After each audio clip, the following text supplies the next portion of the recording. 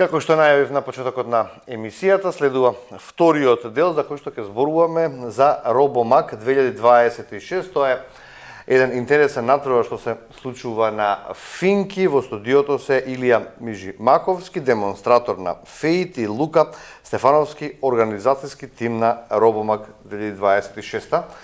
Илија и Лука, вака да знаат гледачите со кого разговарам. Ви благодарам, дечки, што ја прифативте мојата покана. Малку сега е гужва со вашаво со надпреварите, меѓутоа тука сте. Да. Фала ви што не поканивте. Само да поправам, на ова е надпревар на Фейт, не на Фейт, ја. Така.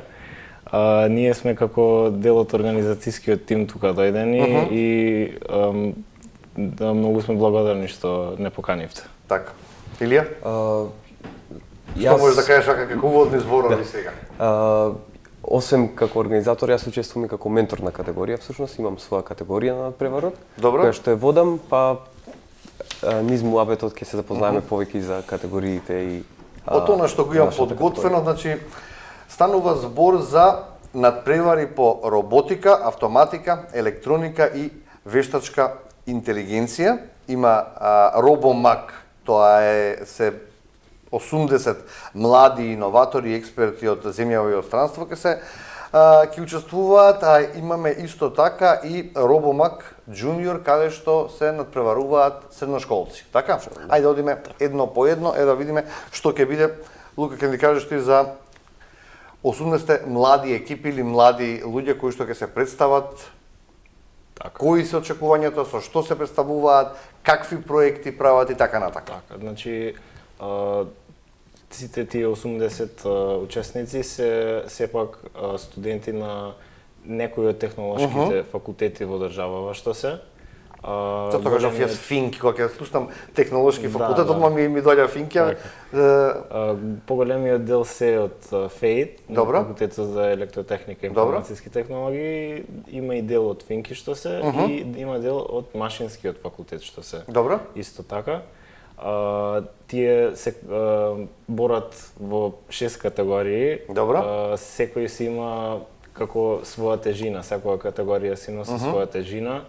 За околу техничкиот дел од самите категории би го оставил Илија да ви објасни подетално, зашто јас сум како главниот организатор околу логистиката. Добро. Супер поделени сте, значи. Поделени, така. Значи јас гледам да биде се како што треба, да оди редот како што треба.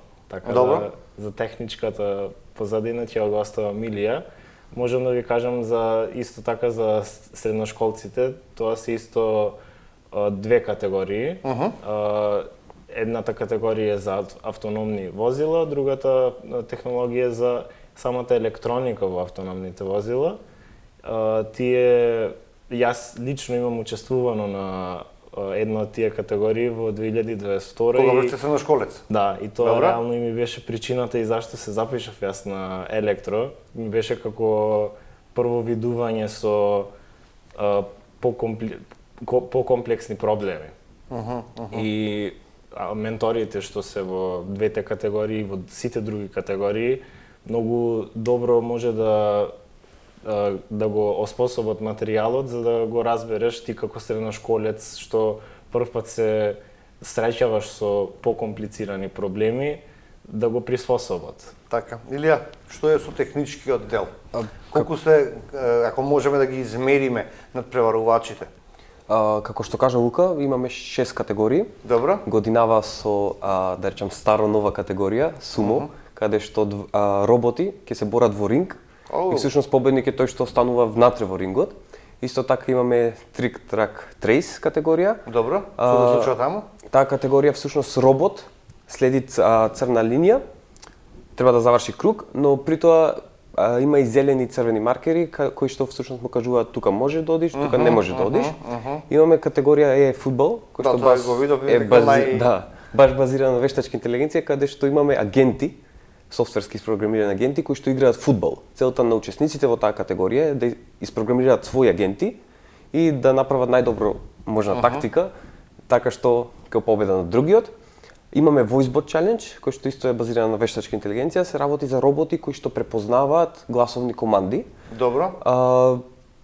Доста интересна категорија, каде што еден од учесниците од секој тим зборува со роботот на самото финале и му кажува насоки каде да движи. Роботот треба да ги разпознае тие насоки, соодветно да тоа движење, тие команди да ги претвори во некое движење. Колку време треба да се подготвуваат учесниците за да се пријават и да бидат подготвени со тие роботи, со тие софтвери што ќе ги имаат за вештачка интелигенција и така натака? Па зависно, јас ја водам категоријата Self-Racing Cars, каде што всушност имаме роботи кои што препознаваат пат преку слика. Добро. И од патот се навигираат всушност низ него. Треба автономно да навигираат.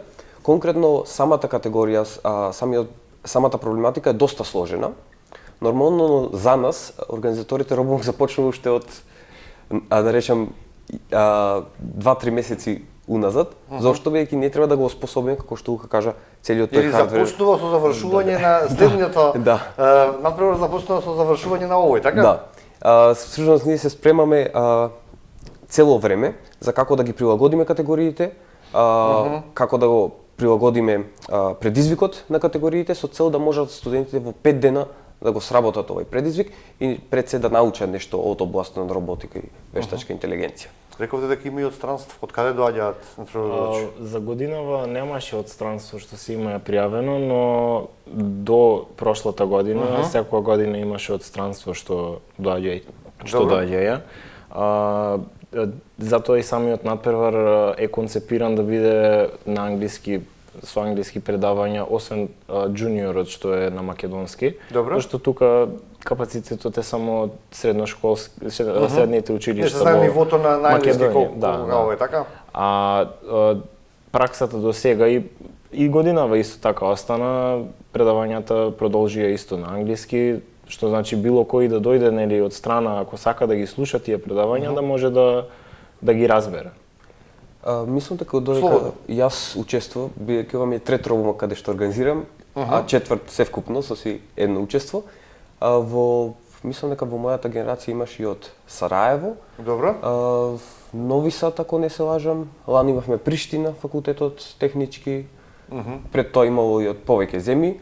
Секоја година во зависност од можностите. Веканат, одите вие? Да. Или за сега не? Често по конференции. Супер, добро. На вакви надпревари меѓународни? Имаме представници?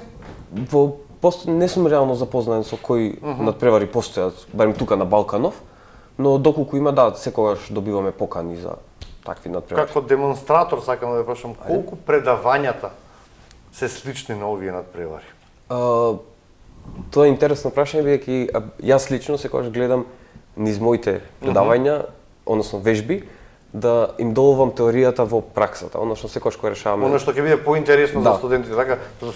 И ви било и вас интересно кога сте биле студент. Секогаш кога ќе најдам некој проблем што треба да го решам на вежби, им кажувам, ова вака се решава сега, па како би го решиле и преточиле во реален проблем и како би работел на реален робот или на реален систем.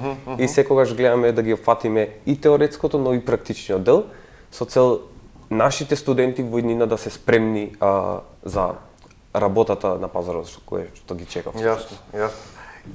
Имаме добар интерес годинава? Годинава има и поголем интерес од прошлата година. Да, неочекувано беше, се пријавија во многу брз период. Добро. Во краток период, но во тој период и на нашите социјални мрежи, зашто гледаме голем дел да не биде промоцијата, се наполнија местата многу брзо. Затоа што реално има и лимитирани можности имаме. Лабораториите може да содржат толку колку што може да содржат луѓе. Ама годинава со тие 80 учесници капацитетот беше супер за да има голема динамика на финалето што ќе биде во сабота. Добро. За да има повеќе тимови, за да видиме повеќе решенија како еден тим во споредба со друг тим ќе ги решат проблемите што ќе им бидат поставени. затоа што секој тим посебно ги решава. Така? Некои тимови гледаат од друг аспект и тоа е целата работа на самиот надпревар, како што викаат нели на англиски think outside the box. Така. Секогаш мора да гледаш како да имаш предност во споредба со од своја страна. Од своја страна да се поставиш. Каква е конкуренцијата ме интересира? Има фаворити или тука се некаде тимовите? Тука се секогаш тимовите и на самото финале се покажува дека нијанси и секунди се разлика помеѓу победниците прво, второ, трето место, затоа што сепак сите се квалитетни, сите си ги решаваат проблемите што ги имаат безпрекорно и целата работа е не е да има толку лоша конкуренција едни меѓу други, туку да биде тоа пријателски секако. секако. Конкуренцијата е здрава работа, што барем во корпоративниот свет, така се кажува. Каква е поддршката, ме интересира, од професорите? Колку тие се задоволни што ова се случува на факултетот, Така. дека има интерес од младите, дека сакаат да истражуваат, сакаат да направат иновации и така натака. Реално без нивната поддршка не би можеле да продолжиме понатаму. Професорите се сепак горивото што го вози ова возило фактички и целата работа е што они не поддржуваат во ова затоа што уживаат и они да ни помогнат. Сепак ние како и делотехничка помош што се кога има било каков проблем, професорите се секогаш тука на достапни за да може да се прашаат за било каков технички проблем, дури и логистички проблем од моја гледна точка, затоа што логистиката почнува скоро и 4-5 месеци порано да го организира целиот настан. Сепак треба да се соберат луѓе, да се соберат ресурси за да може се ова да се реализира. И целата работа е што професорите се 100% позади нас. Секоја чест. Без нивната поддршка реално не би можеле да продолжиме. Сакам да прашам во однос на роботика и автоматика. Техничкиот дел го фативме со вас, со Лука повеќе за логистичките работи. Каде ја гледате вие иднината на овие две работи? Јас би рекол дефинитивно како млад човек што отворени погледи. Јас би рекол дури дека дефинитивно иднината е во роботиката и автоматиката. Тоа го видовме во низ последните неколку години каде што во рок од 2-3 години имавме јазичен модел кој што можевме да се зафркаваме со него и да пишуваме. Сега имаме роботи кои што го користат, гледавме во кино, имаше надпревар за роботика каде што имаше бокс меч меѓу роботи. Дефинитивно напредуваме, мислам дека нашиот факултет е во тренд со ги прати овие трендови всушност и гледаме што повеќе да колку што можеме да постигнеме со светските трендови во роботика. Нормално тоа го нудат и нашите програми, Робомак е доказ дека тука нешто нашите студенти можат да направат и дека нашите деца од Македонија се способни да работат во овие области и да нагласам сепак дека Робомак е пред се надпревар од студенти за студенти. Без студентите немаше ова да е возможно, бидејќи во мојата категорија и во секоја од категориите имаме извонредни тимови од млади студенти, претежно трета и четврта година, кои што 90% од работата ја тераат сами. Тоа значи дека имаме извонредни деца во извонредни области кои што ќе напредуваат. Барем за почетокот вие решите да останете во Македонија, сега сте на факултет. Што е со вашите колеги, најголемиот дел од студентите кои ќе завршат на овие факултети? Има место за Македонија, има услови да се работи во Македонија или Јас сакам да сум оптимист. Јас сакам да сум оптимист и затоа останав, бидејќи гледам тука иднина и гледам дека тука може да се напредне. Добро. Имаме студенти кои што заминуваат, за жал. Тоа си нели изворот е не е некој дека мора секој да остане. Голем дел најголемиот дел дали се тука или си одат? Голем дел си одат, што е жално. Извонредни деца кои што покажале многу знаење, покажале извонредна работа, заминуваат и ги избогатуваат другите универзитети и факултети во странство. Вашата диплома важи секаде?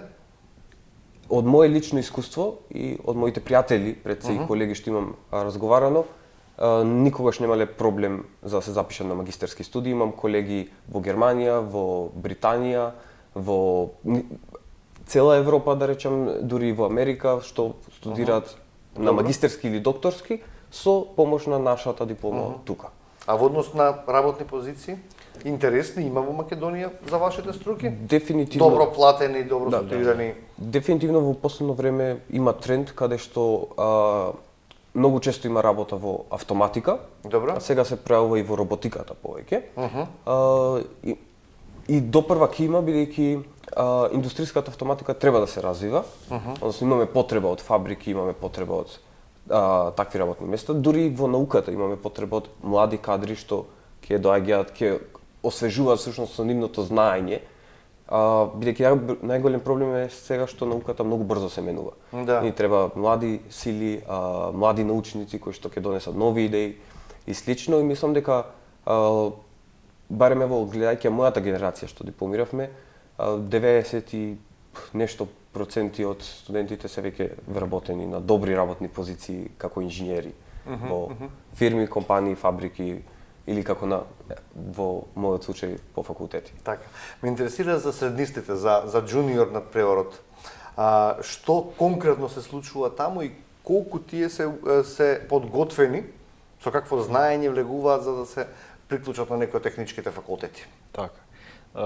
Тие нормално си доаѓаат со знаењето што го имаат од средно училиште. Може да се забележи барем од вас или од професорите некој што е понадарен, кој што Па обично и такви се имаат пријавено.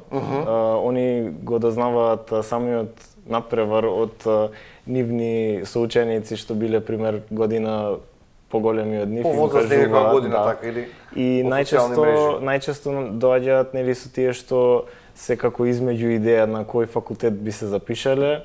Добро. И доаѓаат тука за да искусат какви услови има факултетот, какви науки, каква наука се поддржува и самиот материјал што го даваат професорите за почеток за джуниорците, кога они уште не се запознаени со проблематиката што ќе работат во нивната категорија, е доволно за да они може во 3 дена да си ги спремат роботчињата за да во 3 дена. Во 3 дена, така. И они од 0 до 100% во 3 дена постигаат се да покријат. И денеска се одржува и самото финале за джуниор. Добро. Така да им посакуваме среќа на тие што ќе победат. Каков е надпреварот? Што е финалето? Самото финале се одржува паралелно и прва и втора категорија. Прва категорија ќе победи тој што најбрзо ќе ја помине целата патека. Патеката има посебни етапи. Добро. Има етапа за следење на линија, етапа за паркирање и без сите три етапи да се направат не може да заврши рундата. И нормално тој што најбрзо ќе ја помине целата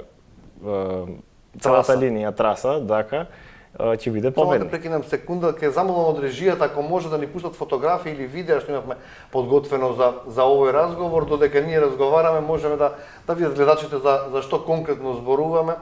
Илија и Лука ми испратија во текот на вчерашниот ден некој материјал, па ги подготвивме за да можеме да ги емитуваме сега додека трае овој разговор. Што се наградите, не прашав? Зашто се бора? Дали тоа нешто символично или нешто, не знам, сега за сега за нивната работа? Само символично е, значи они добиваат нормално медал и сертификат дека учествувале на ваквиот надпревар. Тој сертификат важи секаде во државата, било каде да одите, дека сте учествувале. Не мора да биде нешто финансиски или нешто, тој медал многу тежи кога ќе го ставиш така. награди. И нормално за понатаму, нели, кога ќе се запишуваат на факултет, многу е битен фактор дека они учествувале во нешто што им давало некаква основа. Они кога ќе се запишат на факултет, веќе се запознаени. Жири се професорите? Да, така, жирито се професорите, они гледаат дали се е окей, дали сите етапи се пројдени, затоа и без нив реално не би можело да се направи овој надпревар. За джуниорот зашто и они поголемиот дел го организираат, но затоа, како што кажав, без нив не би можело да... Сакаш да се вклучи Илија во разговорот, повели? Сакав да кажам дека мислам на големиот робомак, односно робомак за студенти, добиваат со самиот сертификати 2 кредити. Добро. Односно кредити што може да се ги активираат на својот факултет и да им се бројат во тие 240 кредити кои што треба за дипломирање. Зошто бидејќи ова пред се една работилница каде што тие работат нешто практично, поврзано со нивните факултети, кажа Лука, имаме од ФЕИТ, Финки, Машински, каде што секој може да се пронајде во некоја од тие области и дополнително слушаат предавања од врвни професори, врвни стручњаци во тие области, каде што им се да речем се брои како одредена работа средена за студиите на тој студент. Вештачката интелигенција, сакам да прашам, колку сега навлегува во роботиката, во автоматиката, колку ја користите и колку треба умно да се користи тоа? Вештачката интелигенција, како во секоја сфера што има влезено, така влегува и во роботиката. И тоа е неизбежна работа, ама најбитно е како таа се користи. Не треба да се користи за работи што не сакате нели да се лошо да направат, туку треба да се најдат да ни помогнат. Така. Сепак а не да ве заменат. Тоа е се главното. Вештачката интелигенција е само за да ни помогне, да не замени. Така. Целата работа е што во вештачката интелигенција има толку голем напредок што и како во роботиката, така и во многу други сфери, во медицината и без тие откритија што вештачката интелигенција ни има помогнато до сега, не би можеле да продолжиме, да се напредува медицината, како во синтеза на протеини и такви работи. Добро. И тоа е само еден дел и една апликација каде што вештачката интелигенција многу има помогнато. И затоа треба да гледаме да наоѓаме повеќе места каде што вештачката интелигенција ќе ни помогне, колку само да не замени. Така. Или тимска работа или индивидуални способности, што е побитно тук во овие надпревари или во роботиката и автоматиката? Дефинитивно би рекол тимска работа, бидејќи една идеја е супер, но повеќе идеи всушност решение. Некогаш на овие надпревари што функционира повеќе? Дефинитивно тимска работа, барем од категориите каде што јас сум учествувал и организирал, дефинитивно тимската работа победила. Можам да кажам дека пред 4 години кога учествував јас во категоријата роботска рака. Добро. Со мојата колешка победивме само заради тимската работа. Немаше да успееме ако немавме тимска работа. Каде се гледате вие сега? За 10 години останувате тука, одите во странство. Што ќе бидете за 10 години? Каде би сакале да ве носи патот? Секако би сакал да продолжам тука. Сепак мислам дека иднината пак може да се најде и во Македонија, зашто има многу места и многу компании каде што даваат работни места, даваат пракса за да може да се продолжи кај нив да се работи. Самите услови се така наместени во скоро сите компании во Македонија за да може да има напредок и за да биде лесно самото напредување од аспект на инженер, зашто се знае инженерот не престанува да учи кога завршува факултет, туку учи додека работи цел живот. Така. Финалето е во сабота, со таа информација ќе го завршиме разговорот. Што ќе се случува конкретно во сабота? Во сабота имаме краток блок за спремање пред финале, односно финални подготовки, кодот. Добро. Подесување на хардвер и слично. Штом завршат тие финални подготовки, започнува финалето. На самото финале одат категорија по категорија на сцена во нашиот амфитеатар на факултетот за електротехника и информациски технологии и секоја надпреварачка екипа ќе има можност да истапи да го покаже своето решение. Имаме различни критериуми за различни категории, односно кој како победува. На крајот се објавува победникот, добиваат медали и сертификати за сработената работа. Лука, кој може да го следи надпреварот? Сите може да го следат надпреварот, тој ќе биде емитуван на YouTube каналот на Робомак. А таму физички? Таму физички може секој да дојде во амфитеатарот во доколку сабота има место, доволно. доколку има место во 18:30 часот. И слободно може да ги гледаат во живо роботите кога ќе ги завршуваат своите цели што ги имаат. Дечки, ми беше особено задоволство што разговаравме на оваа тема. Сакам да разговарам со млади успешни луѓе кои што имаат визија и знаење, а тоа сте секако вие. Ви благодарам уште еднаш што ја прифативте мојата покана, па се гледаме до година кога ќе организирате следното за 27-ма. Така. Благодарам и ние. Фала ви многу. Почитувани, ќе направиме уште една кратка пауза овде, па потоа ќе одиме со следната тема.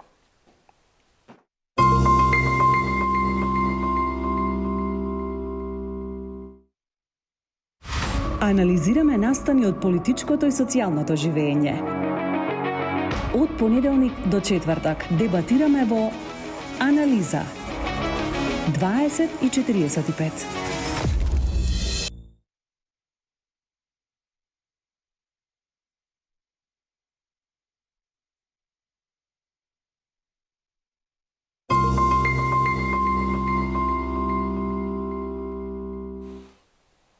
Ова е најавата за следниот разговор, односно македонскиот најдобар атлетичар или маратонец Дарио Ивановски оствари голем успех на маратонот во Белград, што се случи пред неколку дена во мощна силна конкуренција. Тој го освои второто место. Ивановски истрча одлично време, 2 часа, 9 минути и 35 секунди и задоцни, само 24 секунди зад победникот на маратонот кој што беше од Етиопија, 2 часа, 9 минути и 11 секунди, но секако ова е одличен резултат на Дарио. Неговата желба и инсистирање е тој да не се појавува во медиумите, да дава изјави. Неговото место вели дека е на атлетските патеки, меѓутоа јас искрено инсистирав и добив интервју од неговиот тренер Игор Јакимовски, со кого што разговарав преку онлайн врска. Следните пола час ќе биде тој разговор сега емитуван, да видиме како тој ја виде оваа трка, како се подготвува Дарио за 2 часа трчање низ белградските улици, што треба да се јаде за да се биде еден маратонец, колку време треба да се одмара и колку часа треба во денот да се трча, да се биде подготвен за да бидеш одличен маратонец, а тоа веќе го докажа Дарио Ивановски. Овде се одјавувам и ви посакувам пријатен ден. Второ место за Дарио Ивановски, тоа е резултат кој што беше очекуван или е направен голем подвиг? Секако дека второто место во Белград и постигнатиот резултат за нас е очекуван. Кој ќе кажам, секако сакам да ви го откриам тоа како изгледа во професионалните води на атлетиката. Значи нешто кога знаеш дека го имаш во своите нозе, бидејќи се работи за индивидуален спорт, еден од најреалните спортови, токму резултатот го правиш на тренинг. Знаеш што си истренирал, знаеш колку си поминал, ги знаеш сите перформанси преку одработените тренинзи и ние веќе преку сите оние наши тестирања кои што ги имаме внатре во тимот, знаевме дека Дарио има во нозе резултати појак, некаде на граница на 2:07, што е многу моќен светски резултат за маратонец, посебно за маратонец кој што доаѓа од овие предели, значи од Балканот. Сите ние знаеме од каде доаѓаат најдобрите и што се всушност главните причинители за тоа, така да не се изненадивме. Работата беше како при тој резултат и при конкуренција која што доаѓа скоро на исто ниво, во таа маратонска битка е да ги добиеш, да ги победиш и покрај резултатот да освоиш и висок пласман. Знаете, ни успеа на нас и двете работи му успеа на Дарио и резултат да направи пласман. Секако дека ни е мака за првото место, што вели секој втор што ќе не сретне да имаш уште 500 метри Дарио ќе победеше, меѓутоа тоа е нели секако што би било, кога би било и така натаму. Ние сме сепак цврто на земја, задоволни сме од све и нормално понатака гледаме за следните цели. Следни прилики ќе има, претпоставувам. Секако дека ќе има и тоа многу ќе има. Така, ако за вас е очекувано, дали беше Дарио меѓу фаворитите? Дали беше неговиот резултат изненадување на самиот маратон и кого се од фаворитите големи он претрка и од каде доаѓаат тие? Сите оние кои што добро ја следат атлетиката и кои што го знаат маратонското трчање, без да ги едноставно видат имињата кои се на стартната линија, ги гледаат нивните сезонски најдобри резултати и нормално лични рекорди. Најголем репер за таа трка која што треба да следи и каде што, например, сакаме да знаеме што ќе се случи, еве во конкретниот случај Дарио што ќе направи, секако се земаат сезонските најдобри резултати. Во овој случај Дарио имаше сезонски најдобар резултат 2 сата и 12 минути, меѓутоа нели сега е старт на сезоната, една трка само истрчена и не мора да значи дека тоа е неговото најдобро од него. И затоа според сите оние кои што беа пријавени, факт е дека ќе имаше неизвестна борба меѓу отприлика, сега ќе ви кажам колку, 7 до 8 маратонци кои што доваѓаат воглавном од африканските држави. Ние ја знаевме стартната листа дека ќе има вкупно 14 атлетичари врвна елита. Ги знаевме нивните резултати и секако дека тоа беше битка која што ќе дојде до израз токму на моменталната подготвеност, моменталната инспирација и секако патеката која што многу добро знаеме колку е важна за маратонците и колку ќе им легне.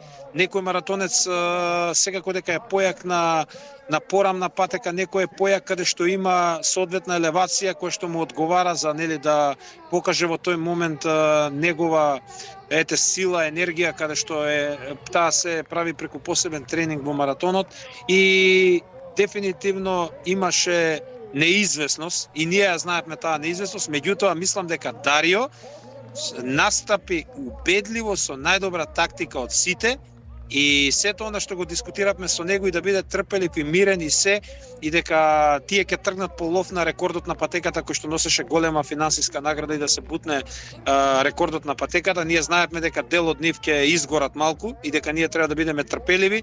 Така и беше, Дарио беше трпелив цели 12 километри, ја чекаше својата шанса да се приближи на групата и веќе кога влезе во групата, истата почна помалку да се распаѓа и на секои 2 километри отпаѓаше по еден маратонец, така да во последните 7-8 километри влегоа само 6 маратонци во игра и во последните 4 километри сите се разбија и останаа тројца во игра, каде што имаше неколку пресврти и Дарио, знаете, на 1500 метри пред крај влезе на втората позиција, имаше енергија тој до првото место, меѓутоа тука одлучува нијанси, каде што маратонецот од Етиопија се покажа за нијанса поиздржлив од Дарио и тој искрено му честиташе на Дарио. Сите беа тие изненадени од Дарио, бидејќи тие се сепак маратонци и не ги баш нели следат работиве како секој оној што е стручен во тој дел само да ги прати резултатите и сите маратонци да ги знае. И затоа испадна неверојатно добро за нас и воопшто за Македонија. Ме интересира колку е рекорд оној кој што сакале да го поминат на Белградскиот маратон. Кој е време? Рекордот беше 2 часа 10 минути и 50 и неколку секунди и самиот податок дека петорица, вклучувајќи го и Дарио на второто место, одеа под таа граница на рекордот, доволно зборува каков маратон е трчан во Белград. Значи тоа доволно кажува 5 маратонци одеа во рамките на рекордот, меѓутоа се знае, го руши оној кој што ќе има најдобар, односно кој што ќе победи. Вредно е да се напомене тука и дека рекордот на патеката тој е на друга патека направен. Белградски маратон, јас трчам например 20 години, точно трчам од 2006 година на сите настани на Белградски маратон што ги организира и Белградскиот маратон неколку пати ја менуваше патеката. И сега тоа е за мене малку чудно да се брка рекорд на патеката, а во овој случај таа беше нова патека.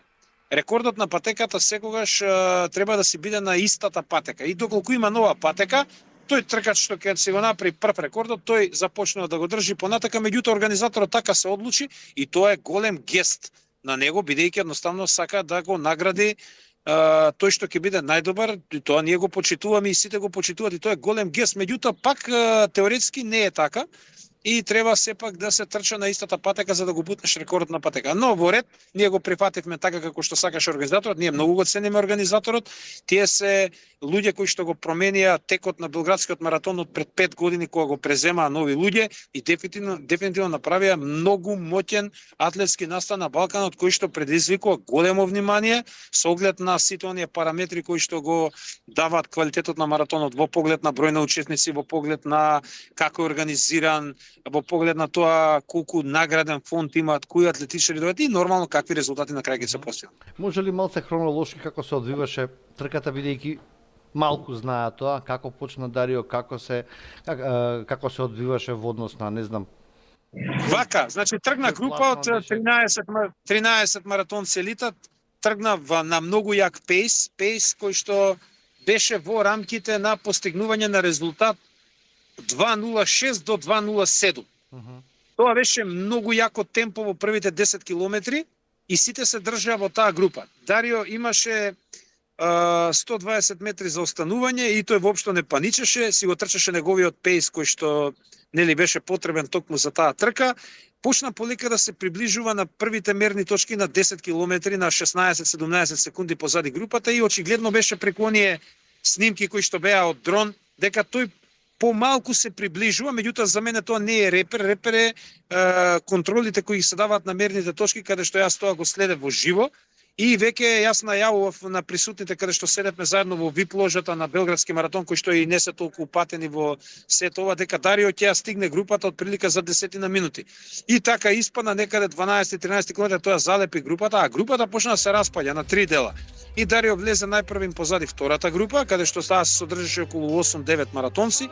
Потоа таа битка траеше до полумаратонот, каде после полумаратонот останаа во игра 6-7 и веќе кога се вели во маратонот после 30-тиот километар започнува вистинскиот маратон, каде што нели доаѓа до израз она физичка подготвеност за јак резултат на маратонците и Дарио тука успешно се држеше. Тој ги одбегна и нападите кои што беа на одредени маратонци, не паничеше, не ја лепеше групата, пак заостануваше и пак ја лепеше, бидејќи се знаеше дека тоа темпо мора да им паѓа кога ќе нагаза тие. И главната игра се случи на 36-тиот километар кога еден од африканските од африканските тркачи, значи повлече многу јако и тогаш ги разби сите и остана прво тој, па имаше група од тројца, па беше Дарио позади. Па Дарио ја залепи таа група пред тој Бранков мост, најтешкиот дел на Белградски маратон, каде што на 37-тиот километар се искачува Бранков мост. И веќе кога се спушти Бранков мост, тука се разбија сите и Дарио беше четврт, па премина на трето место и тоа трето место он го осигура за да го нападни второто место и на точно 1500 метри пред крај со фуриозно трчање, значи на крај на тешки нозе, он го помина и кенијецот што беше пред него, тоа беше друг кенијец, тој кенијецот прв што повлече и веќе го почна да го осигурува и второто место каде што изгради предност од 100 метри и остана само дали ќе го добие надпреварувачот од Етиопија, кој што имаше пред него точно 100 метри. За жал последниот километар е многу тежок. Кога ќе кажам за жал, мислам за што не остваривме победа, нели? И тука веќе со крајни сили и на Дарио му имаше паднато песот како и на тој, бидејќи разликата остана иста до крај, фактички ни едниот ни другиот не можеле појако да повлечат у последниот километар, каде што Дарио изгуби цели 20 на секунди во тој километар од претходниот пейс, значи само во 1 километар, што доволно зборува колку бил тежок тој последен километар. И на крајот заврши, значи со 20 секунди позади и тој финиш ќе го памтиме цел живот, значи таков спектакуларен финиш како направија на плоштадот Република, значи во Белград, тоа беше неверојатно да се доживее, а уште е поневеројатно во тој момент да си македонец или да си ете некој многу близок до Дарио од неговиот тим и да го доживееш, тоа стварно беше вистинска чест и гордост. Не знаете какво внимание доби Дарио од организаторот, од сите навивачи, од неутрални, од народот, од Белград. Тоа беше неверојатно, дури е невозможно да се опише. Во првите 10 кои што завршија. Да, он е втор и сите за Дарио, да, сите се од Африка. Сите се од Африка, нема балканец, да. А мислам дека првиот што стигна од Балканот беше со заостанување од 24 минути. Мислам. Сега не ме држете за збор. Знам дека тој што победи на првенството на Србија, Джуро Борбел, што е најдобар маратонец во Србија, он беше со време 2 сата и 33 минути. Тоа речи си 20 минути да. повеќе. Да, тоа е таа класа на Дарио што сите ја знаат на Балканот. Цела Европа веќе го знае, ние со овој резултат веќе сме учесници на Европското првенство летоска, нели, овие надпревари влегуваат во тој квалификационен систем, каде што се земаат најмоќните резултати. Иначе вредно за одбележување дека Дарио можеше на тоа Европско првенство да се пласира директно, значи со освоена норма, а нормите се страшно јаки, значи неверојатно јаки, 2 сата 9 минути 30 секунди, а Дарио истрча 2 сати 9 минути 35. За 5 секунди не ја освои нормата за директен настап. Секако дека он е пласиран преку втората норма се вика ранкинг, на ранкингот ќе влезат околу 25 од можни 60, толку е квотата за настап на Европско првенство, и Дарио со овој резултат ќе се пласира на 40-то место, што е одлично место на најдобрите маратонци во Европа. Може ли ни кажете како изгледа еден типичен тренинг за Дарио? Вака, маратонот е специфична дисциплина која што бара неверојатна пожртвуваност, дисциплина, посветеност и голема жртва. Реков 3 пати голема за да ви го доловам тој момент на тренинг за маратон. Маратонот бара многу работи да ги жртвуваш во животот за да успееш. Тоа значи да трчаш најмалку по 150 до 160 километри неделно. Значи тоа се околу 25 километри дневно, а понекогаш и Дарио префрлува 200 километри. Значи верувајте вие колку тоа е еднопланско само организирање на денот, да седнеш ден претходно и да го организираш следниот ден, каде што треба да издвоиш најмалку 2 сати за тренинг, па сето тоа повлекува и да бидеш одморен, да бидеш наспан, па повлекува да не се шеташ многу, да легнуваш рано, многу голема жртва од приватниот живот. Замислете тој живот Дарио маратонски живот како почна да трча маратони го живее од 2020 година. Тој до ден денеска нема буквално застанато во поглед на она да бидеш фокус. А фокус кога си за маратонот, тоа значи даваш голема жртва и ретко кој, значи ја разбира и треба баш на ваков начин како на тебе што ти го зборувам сега и на публиката која што не гледа, токму најреално да го отсликам сето тоа. Понекогаш како се прилагодува форма ме интересира за маратон. Вака најпрви не одредуваш твојата цел за маратон. Некогаш бркаш, да речеме, тактички, да речеме, медал на Балканско првенство. Тоа зависи од патеката кај што се трча. Да речеме дека си свесен 100% дека има тешка патека за трчање и дека во тој временски период кога се одржува, да речеме дека е во мај месец и трчаш некаде маратон со елевација, ти не можеш таму да очекуваш дека ќе направиш резултат јак и затоа се бориш за позиција. И тебе во тој момент ти значи да бидеш, да речеме, балкански шампион. Во овој момент треба да знаеме сите дека Дарио е се уште актуелен балкански шампион во маратон, каде што ја брани титулата од претходната 2025 година. Ако твојата цел е да направиш резултат на маратон, еве да речеме пласма на светско првенство, пласма на европско првенство или она олимписка година кога ќе дојде, кога целиот маратонски свет е во фокусот за олимпијадата и сите го бркаат најдоброто од себе, тогаш се знае фокусот каде. Ја бараш најидеалната патека во Европа, најмоќниот маратон со многу познати имиња и сите го бркаат потребниот резултат за да се пласираат за својата земја на Олимписките игри. Тоа беше случај со Дарио, да речеме, во 2023 година во декември, кога започна олимпискиот циклус за Париз. И ние го одбравме тогаш маратонот во Валенсија како еден од најпознатите маратони, каде што трчаш на медитеранска клима, на идеална патека, со многу конкуренција и каде што сите бркаат норма за пласма на олимпијата. Тогаш Дарио го истрча најмоќниот резултат 2 сата 11 минути 53 секунди. За да веднаш после му требаше уште еден таков маратон, го прифатиме предизвикот у Севилја, кој што исто така се трча на одлични временски услови во февруари и нели соодветно рамна патека и така натаму. И таму Дарио го постигна резултатот на кариерата 2 сата 8 минути 26 секунди, кој што го фрли буквално во морето на најдобрите маратонци на светот и буквално во елитата, каде што го добивме и светскиот спонзор ASICS, каде што ASICS на лице место го побара веднаш по завршување на трката. Знаете што кога ќе видите таму дека некој непознат маратонец трча 2:08 и сите сакаат да го имат за свое заштитно лице. За нели тие се секако таргет посебен за спонзорите светски за спортска опрема, со оглед на тоа што сите се навикнати да нели од африканските земји имаат свои заштитни лица, меѓутоа ова е многу интересно и за пазарот и за се да имате вие европски тркач кој што трча во рангот на најдобрите африкански тркачи. И така таа прашањето ваше беше како се темпира сето тоа, значи во однос на поставените цели, а во овој случај ќе го видите тоа кога ќе дојде циклусот за пласма на Олимпијадата во Лос Анџелес, каде што ние комплетно ќе се посветиме на тоа, каде што Дарио најмалце 3 месеци ќе биде надвор од државата, во Кенија на подготовки, во Франција на висински разлики на подготовки и ќе видите како тоа изгледа. Македонија е добро тло за маратон, за подготовки? За жал не. Тоа морам да го кажам така, може би некои ќе ми се налутат на ова, меѓутоа ако ме изслушаат добро ќе речат да, во право е тренерот и треба да му се помогне и на него и на Дарио за да се успее до целта. Ние немаме прво инфраструктура за тренинг. И сами знаете дека имаме само еден атлетски стадион, една атлетска патека која што е веќе отидена, што велиме народски, Добро. не е за употреба. Стадионот наш е пред се 90 и неколку проценти само за фудбалот наменет буквално и приоритет е фудбалот и секогаш ние страдаме од тренинзи, од атлетски надпревари, поместување и така натаму, бидејќи има таму една реклама има вика фудбалот на прво место. Да, ние го почитуваме фудбалот и фудбалот навистина е спорт број 1 популарен се, меѓутоа треба да се има почит и према атлетичарите кои што се индивидуални спортисти, обични смртници, сами тренираат, гадат и тие нема каде да трчат. Што имаме ние од маратонски тренинг во Македонија? Имаме еден кеј. Значи на кејот сами знаеме колку можеш да одиш напред, назад и во колкава гужва се трчи, што можеш да одработиш соодветно на тој кеј.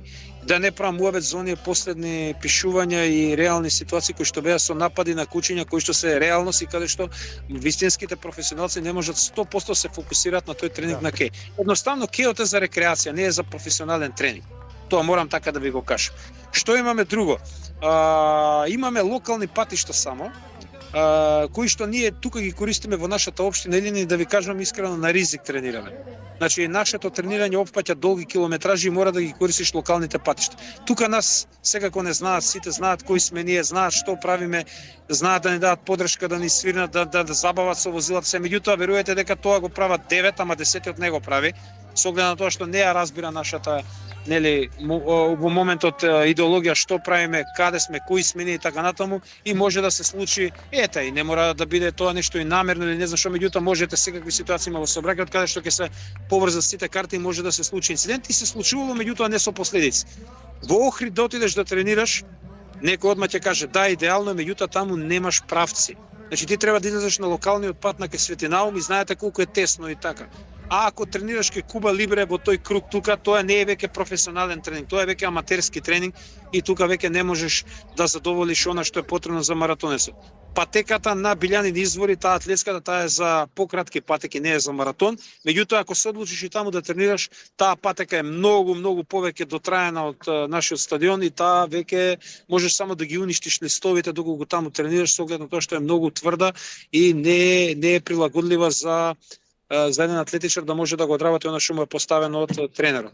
Така да пак ќе кажам, за атлетика, значи да не ме разбере погрешно, значи за атлетика, за маратонци посебно, ние за жал немаме терени каде што може да тренираме.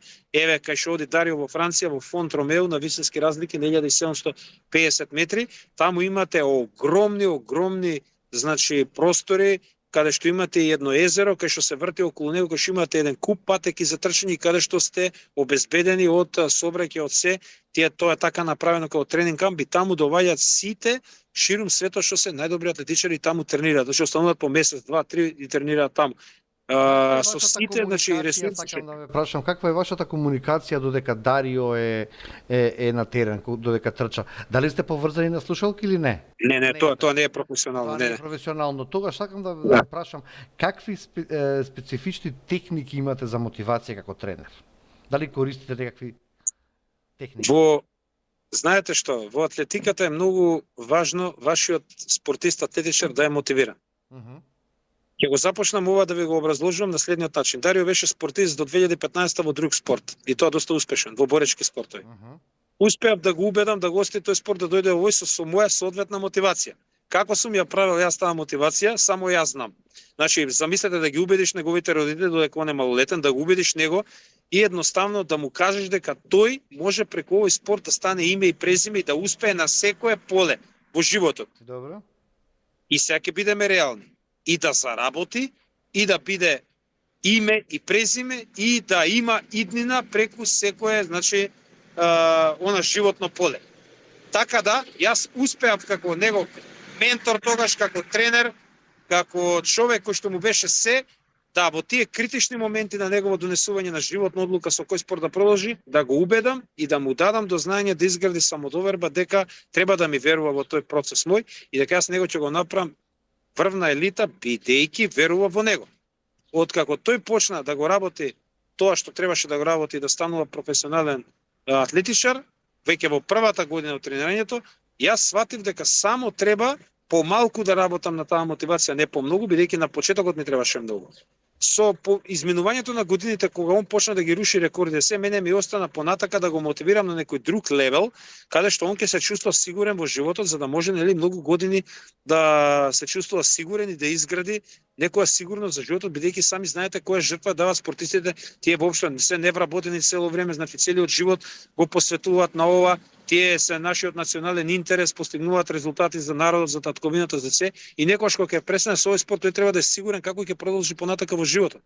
И може комотно утре да ти рече и што ја сега понатака, што јас направив и така натаму, што ти си должен да му одговориш зошто ти толку години си го оставил така и си му давал можеби лажна, можеби реална, нели, волја за сето тоа, и во овој случај ние тоа го оствари, односно јас успеав на некој начин преку моето менаџирање, преку се она што значи Игор за Дарио, да јас направам една негова сигурност 100% и тој денеска на секој ниво, што се вика, е сигурен во животот, така да е мотивиран сосема нормално и јас се уште го имам тој жар уште од првите години да го мотивирам на мој посебен начин и тоа кај мене е нешто повеќе од се и сте го видели се. И колку пати сум рекол сега малце, викам ќе дигнам рачна, нема шанси, затоа што Дарио е мојот животен херој, тој е едноставно мене ме прави најгорд македонец на светот и што да ви кажам, тоа сум јас за него. Како се носи Дарио со притисокот? Еве не поздравуваат веќе наши фанови, имаме едно снимање и во живо да смееме и тие ќе ви кажат слободно во овој кадар кои се нашиот тим и како го почитуваат и како ни даваат со интервјуто. Респект. Ви благодарам многу и како ни даваат подршка на секој поле. Да, ви благодарам многу. Благодарам многу. Да, тоа е таа подршка што имаме во нашата општина. Како се носи Дарио со притисокот? Со притисокот Дарио маратонот, за време на маратонот. Да. Тој се изгради во неверојатна личност каде што има тотална контрола врз се. Јас нема потреба веќе нити да му кажувам што и како и зашто, бидејќи му верувам 100%. Секој негов говор на телото, секој негово движење јас го знам и тој знае што прави. Слушајте ми го ова, ќе го повторам, тој знае се што прави без никој да му каже. Неверојатен спортист, исклучително зрел, интелигентен во секој поглед каде што се бара да бидеш врвен професионалец. Од него може сите ние да учиме. Тој учел од мене, а јас сега можам да ви кажам дека јас учам од него во многу сегменти од спортот. Тој човек ни е злато вреден и ќе видите по завршување на неговата кариера колкав бенефит ќе има Македонија, македонскиот спорт и македонската атлетика. Сите оние млади кои што ќе застанат позади него, да им биде тој ментор, да им биде тренер и така натаму, и секако дека ќе го видиме Дарио како прв човек на спортот во Македонија, на олимпизмот за некоја година. Што треба да направиме како држава да имаме повеќе успешни атлетичари? Една порака до властите. Треба многу да направиме. Тоа го знаат сите. Денеска Дарио беше кај министерот за спорт, значи беше испочитуван од негова страна, соодветно. Здраво. Да, добре, еве уште дел од фановите кои што не поздравуваат и ни даваат подршка, морам да ги поздравам. Значи беше кај министерот за спорт, така да е испочитуван како што доликува во доменот на тоа што го направи Дарио. Министерството за спорт во последно време станува голема подршка за успешните спортисти и вложува во инфраструктурата и во иднината на другите спортисти, така и треба да биде. Јас мислам дека тоа што го прават тие и понатака што треба идните да го прават, треба малку повеќе да се вложи во инфраструктурата за атлетиката. Ние немаме се уште атлетска сала, тоа го јас напоменувам со години. Една од ретките држави во Европа што се уште немаме во 80 години атлетска историја атлетска сала и треба конечно да ја изградиме, бидејќи преку зима ние не можеме на друг начин, не знаеме како да ги мотивираме младите дечиња да останат во овој спорт, едноставно нема каде да се тренира преку зима. Да речеме во соседството ние кај што одиме на подготовки во атлетска сала, вие не знаете што е тоа, секој ден попладне преку викенд посебно, значи има категории од дечиња, од пионери, од млади пионери, од младинци, сениори, сите си имаат своји термини каде што салата е полна за тренинг и каде што тие остануваат фокус додека да почне пролетната сезона да излезат малце на отворено. Затоа треба да се вложи во инфраструктурата, а на прво место ставам изградбата на атлетската сала. Ако го тргнеме настрана Белградскиот маратон, кој друг маратон до сега има оставено најголем впечаток? Севиља маратон 2024 кога Дарио го постави македонскиот национален рекорд 2 сата 8 минути 26 секунди. Таму ли го дозна светот? Или? Таму го дозна во вистинска смисла. Се доближува сега и Скопскиот маратон. Кои се плановите за Скопски? Најпрви на европско првенство во Бирмингам. Добро. Да, тоа е во месец август. Во потоа Дарио, Скопски. потоа Дарио веднаш од европското првенство заминува на медитерански игри во Италија. Ќе трча во Италија и после тоа е Скопски маратон. Тој му е најдраг? Или? Скопскиот маратон за Дарио е светост. Значи, тој, ако некогаш за некои работи треба посебно да му се одаде признание за животно дело, треба да се напоменат два момента. Едниот е 2024 по завршувањето на Олимпијадата, кога тој повреден трчаше во Париз и после таа повреда направи голема пауза и замислете скоро со само 10 дена тренинг, со голема пауза тој отиде на Скопски и направи за такво издание неверојатен резултат 2 часа и 16 минути, а претходната година во 2025 по тешкиот маратон во Токио тој смогна сили и пак од толку што го сака Скопскиот маратон настапи и ја направи таа фантастична победа лани што сите ја знаеме. Јас ти благодарам за ова интервју. Почитувам тоа што маратонецот не сака многу да се појавува по телевизии, по интервјуа, неговата работа се знае каде тоа се спортските терени. Еве вие како негов личен тренер ги кажате сите импресии, сите моменти кои што треба јавноста да ги знае. Посакувам уште многу успеси да имате и да се вратите со многу медали од следните првенства. Многу ви благодарам, почит од наша страна и чекајте фантастични резултати во иднина. Дај Боже, фала ви многу. Ве поздравувам.